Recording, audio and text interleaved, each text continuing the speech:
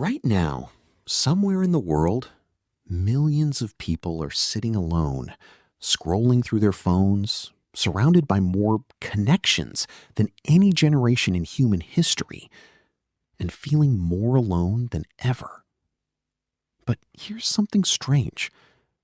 2,000 years ago, a man in exile, cut off from everyone he knew, wrote something that could fix that feeling today. His name was Seneca, and what he understood about loneliness is something we've completely forgotten. The first thing we need to fix is a simple mix-up, the difference between loneliness and solitude. Loneliness is the pain of feeling disconnected. Solitude is simply being alone, and it doesn't have to hurt at all. The Roman philosopher Seneca, writing from a place of real isolation, made a case that being physically alone was actually one of the healthiest things a person could do. Not because company doesn't matter, but because most people had never learned how to sit with themselves without being uncomfortable. Think about it this way. If you can't stand silence, if you can't be in a room with just your own thoughts for 10 minutes, that's not a sign you need more people around. It's a sign you haven't built a relationship with yourself yet. That single reframe, loneliness as pain, solitude as skill, is the foundation for everything else in this video. Here's what's fascinating. Many of history's deepest thinkers didn't just tolerate being alone. They chased it. The Stoics believed that constant social noise pulled people away from clear thinking. Epictetus, once enslaved and later a philosopher, taught that real freedom starts with being at peace in your own company. Because if your peace depends entirely on who's around you, you're not actually free at all. Centuries later, thinkers who studied solitude closely, like Nietzsche, argued that the person who can't tolerate being alone with their own mind is usually running from something inside themselves, not actually seeking connection. And this pattern shows up everywhere in history. Writers who needed isolation to create their greatest work. Scientists who made their biggest breakthroughs during long stretches of solitary thought. Spiritual seekers across nearly every tradition. Buddhist monks, Christian hermits, Sufi mystics, who walked into silence on purpose because they knew something was waiting there that noise could never give them. They weren't punishing themselves. They were mining something valuable that only shows up in the quiet. Buddhist philosophy takes this even further, and it gets right to the emotional root of why loneliness hurts so much in the first place. The core teaching is this.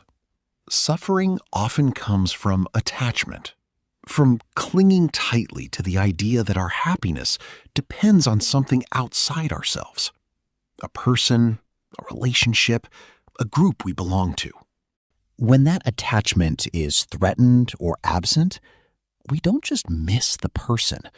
We feel like something essential is missing from us. That's what makes loneliness feel so heavy.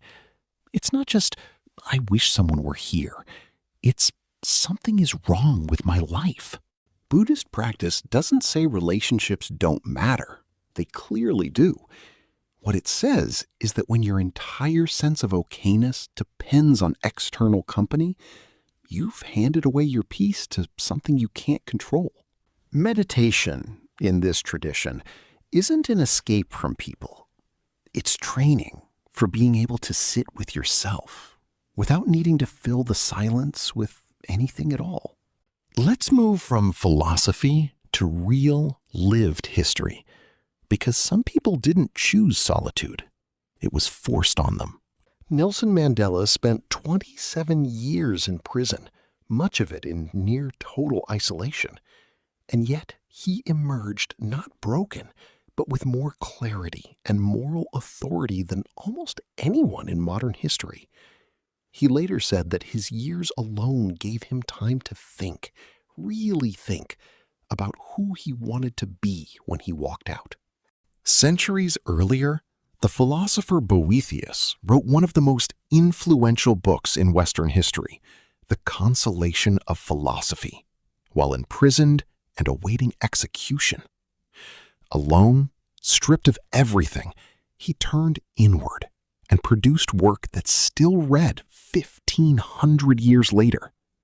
These aren't comfortable stories, but they prove something important. The human mind, even under the harshest isolation, can turn inward and find something worth holding on to. Not because isolation is good, it's genuinely brutal, but because the response to it matters more than the isolation itself. So, what do you actually do with all of this? First, stop treating every moment alone as a problem to be solved. Some of it is simply time to think, to notice, to hear your own thoughts without static. Second, build a real relationship with your own company. Take a walk with no phone. Sit in silence for 10 minutes before reaching for a screen. Notice what comes up. That discomfort in the first few minutes is exactly what the Stoics were talking about, and it fades the more you practice it. Third, separate the feeling of loneliness from the facts of your life. Feeling lonely doesn't always mean you lack connection. Sometimes it means you haven't connected with yourself in a while. And if what you're feeling goes beyond passing loneliness, if it's persistent, heavy, and doesn't lift, that's worth talking to someone about, whether it's a friend, family member, or professional.